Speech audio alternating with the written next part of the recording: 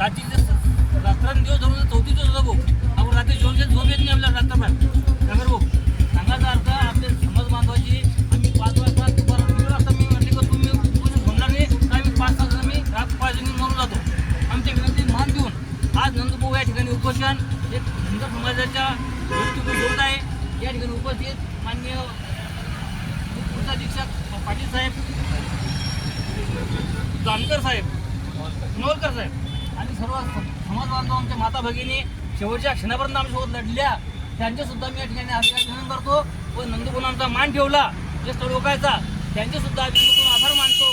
आणि 2 मिनिटात या ठिकाणी ज्यूस येऊ राहिलं, ज्यूस घेऊन सोडत आहे आणि ते उपोषण त्याच्या घरातील मुलगा, पत्नी आणि या सहकार्याचं जे म्हणणं आहे की ज्यासाठी 71व्या वर्षी ज्या माणसानं आत्मदहनाचा इशारा दिला.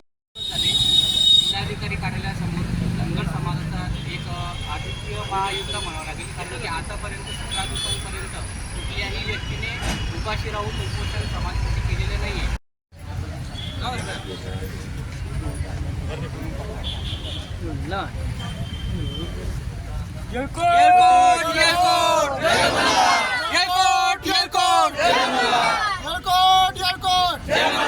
पुण्यश्लोक आल्या माता की जय.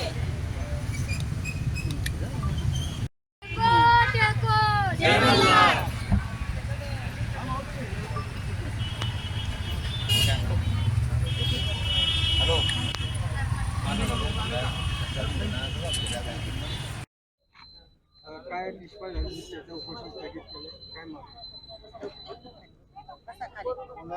आम्ही गेल्या 29 जानेवारीपासून या ठिकाणी मी उपोषण करत होतो.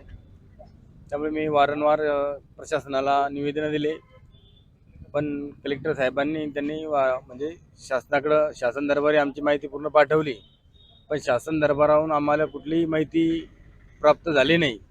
त्यामुळे सरकारवरती आमचा समाजाचा खूप मोठा रोष आहे आणि माझी मानसिकता म्हणजे उपोषण स्थगित करण्याची नव्हतीच, पण माझे समाज बांधवांनी सुद्धा माझ्याबरोबर अन्नत्याग करायला गावोगावी सुरुवात केली होती. त्यामुळे मी समाजाचा मान ठेवून मी आज समाजाच्या साक्षीने हे उपोषण स्थगित घेतलं. मी कुठल्या आमदाराच्या, कुठल्या खासदाराच्या, कुठल्या मंत्र्याच्या शब्दाला हे मान देऊन म्हणजे उपस्थितीमध्ये हे उपोषण स्थगित केलं नाही. आणि ह्यो लढा थांबला या असं कोणी समजून ह्यो लढा माझ्या श्वासामध्ये जोपर्यंत जीव आहे, माझ्या जीवात जोपर्यंत जीव आहे तोपर्यंत हा वेगवेगळ्या प्रकारे हा लढा चालूच राहील. आणि आम्ही आरक्षण घेतल्याशी मी स्वस्थ बसणार नाही. त्यामुळे मी पण आज माझ्या समाज बांधवाच्या आग्रहामुळे मी आज हे थोडं स्थगित केलं.